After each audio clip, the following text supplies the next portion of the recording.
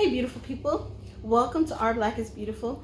My name is Crystal, and if it's your first time clicking on a video, well, thank you for stopping on by. Hopefully you learned something about taking care of your beautiful natural hair, and if you've already shown me some love and some support, well, thank you and welcome back, girl. Welcome back.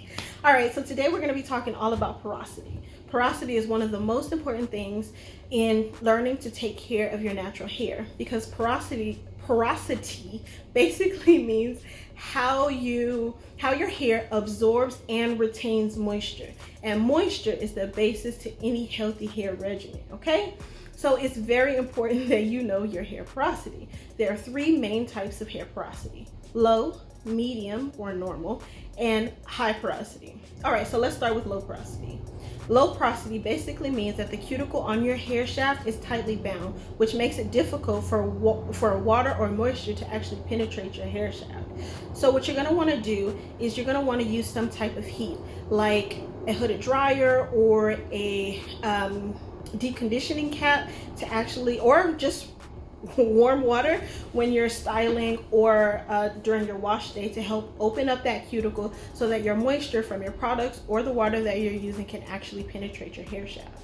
Some signs that you might have low porosity hair are when your hair gets wet, there's little beads all on it of water, and it's just kind of sitting on top of your head. It might even just roll down your hair. Is a characteristic that you have low porosity hair. You might also struggle with buildup, meaning that when you put your products on your hair, it's just sitting on top. Maybe you got like a white film. That might be a sign that you might have low porosity hair.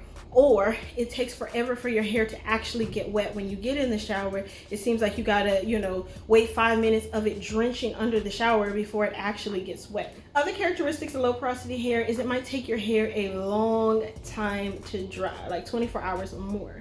Positives of low porosity hair is once you get that moisture into your hair, it tends to last for a while, so you don't have to re-moisturize. So you can typically go from wash day to wash day once you actually get your moisture in your hair.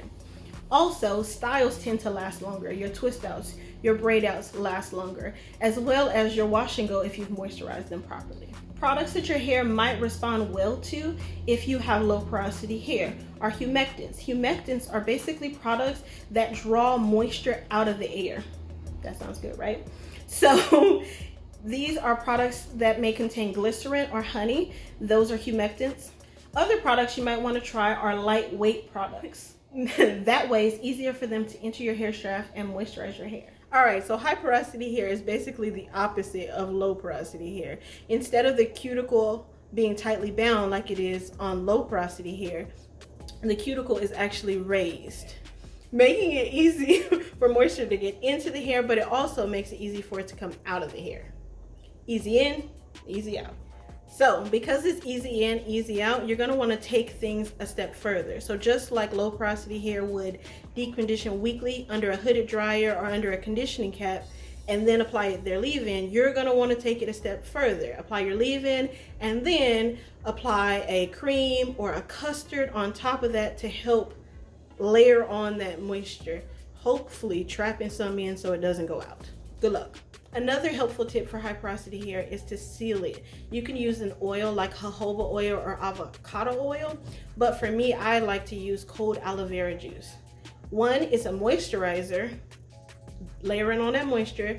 Two, it's a sealer. And three, it's a anti-humectant, which again means that it is not going to draw moisture from the air because we don't want to look like a poof ball. So I get 3 in 1, and I get it from Walmart for like $6, and I get like a giant jug. So I just mix some in my spray bottle, half water and half aloe vera juice, and I use that as my sealer.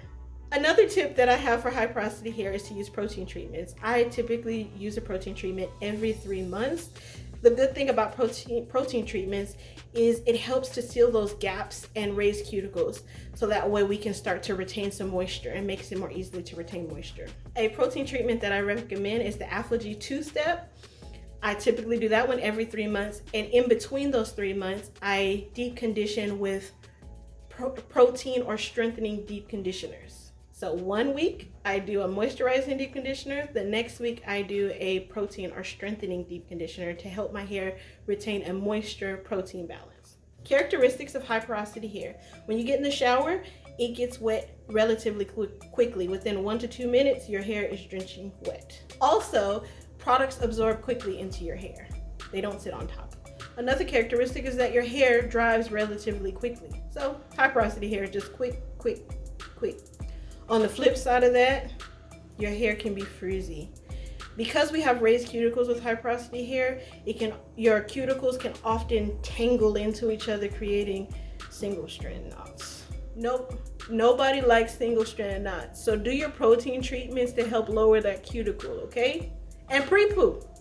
Next video is all about washing your hair and how to pre-poo and shampoo without your hair turning into a tangled mess. So stay tuned for that. All right, so medium porosity. You're like, what about that one? Medium porosity basically is in between low and high porosity. And so if you're medium or normal porosity, your hair might have characteristics of both. Whether you have high, low, or medium porosity, you really want to pay attention to what your hair is doing and how it's behaving so that you can use products for your overall health, the overall health of your hair. It doesn't mean that if you have low porosity, you don't ever want to use aloe vera juice, or if you have low porosity, you never want to do a protein treatment. It just means that these are things that typically people with your porosity hair do. So your hair journey is called a journey for a reason. You want to test things out. You want to learn about your hair. Every person for a low porosity hair doesn't mean that they're going to react the same. You have to learn your hair. That's why it's called a journey. You've got to learn your hair. Okay, so you're like, okay, Crystal, you taught me all about porosity. I understand. It's how my hair absorbs and retains moisture. But how do I know for sure what type of porosity hair I have? Well, you can do a float test. I'm going to insert a clip of me doing a float test. I have high porosity hair and my daughter has low porosity hair, so we did a test for you so you could see how each hair behaves differently in water and how to do the float test. All right, guys, so I've got some water here just in 2 identical dishes. I used just some bottled water so that at room temperature, just so that you can see the difference. So here on this side, I've got some high porosity hair, which I just sat there, and I've got some low porosity hair, and I'm going to just kind of stick them in there so you can see the difference. As soon as that high porosity hair got, once I just gently put it in, it started to sink. Thank you all for watching. Be sure to like, comment, and subscribe, and I'll see you guys in my next video. Bye.